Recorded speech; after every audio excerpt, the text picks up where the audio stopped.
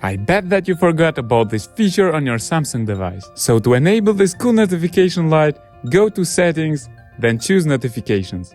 Here we have two notification pop-up styles: Brief and Details. If you have set it on Details, change it to Brief.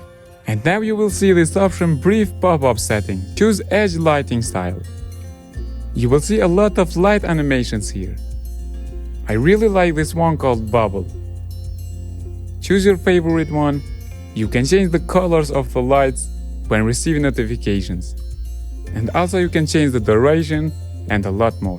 It looks truly amazing, especially at night. If you have any cool app that's worth sharing, then DM me on my Instagram account or write it on my Discord server under video suggestions. If you want those cool looking folder widgets, then check out this next video.